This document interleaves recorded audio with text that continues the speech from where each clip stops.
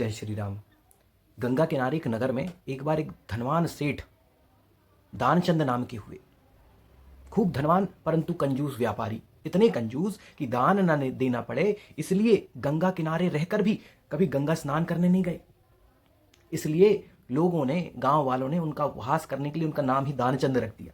अब एक दिन दानचंद जी की पत्नी ने कहा कि आपने और मैंने धन तो खूब कमा लिया, कुछ दान पुण्य कमा लिया जाए, आप गंगा स्नान कर करके आओ और दान भी करके आओ। पत्नी के बार बार आग्रह करने पर दानचंद ने गंगा स्नान को मान गए और गंगा स्नान के लिए निकले, परंतु कंजूस बुद्धि का उपयोग कर 1 रुपया साथ नहीं लिया।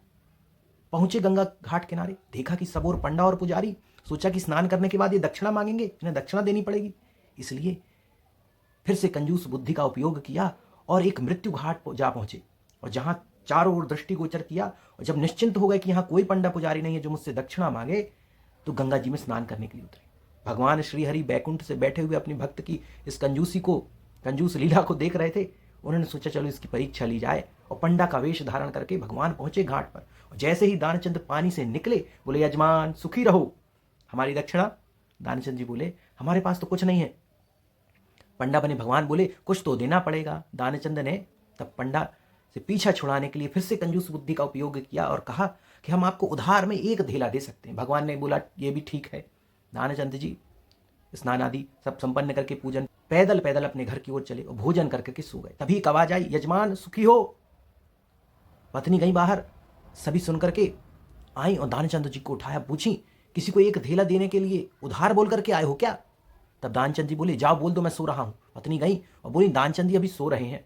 तो पंडा बोले कि आप कुछ भोजन सामग्री ही दे दीजिए हमें, हम यजमान के उठने तक की प्रतीक्षा करेंगे। पत्नी ने भोजन सामग्री दी, उन पंडा जी ने बनाई और खाकर वहीं आराम करने लगे। दानचंद जी की पत्नी गई और बोली कि अरे वो पंडा तो यहीं जम गए हैं। दानचंद जी बोले जाओ कह दो कि दानचंद जी मैं भी मर गए, मैं सांस रोके लेटा रहूंगा। पत्नी ने मना किया, परंतु दानचंद जी ने बार बार कंजूसी के कारण जिद की और पंडा से बोला जाकर के पत्नी ने कि अभी अभी मेरे पति का स्वर्गवास हो गया है, दानचंद जी का स्वर्गवास हो गया है। तो पंडा बोले राम राम राम, अब यजमान को ऐसे समय में मैं छोड़ करके नहीं जा सकता। उनका क्रियाक्रम की उनकी व्यवस्था करने और पूरे गांव को उन्होंने सूचना कर दी। पूरा गांव क्षण भर में ही वहां एकत्रित हो गया। सब दानचंद जी को लेकर के शमशान की ओर चल दिए। चिता पर दानचंद जी को रख दिया गया।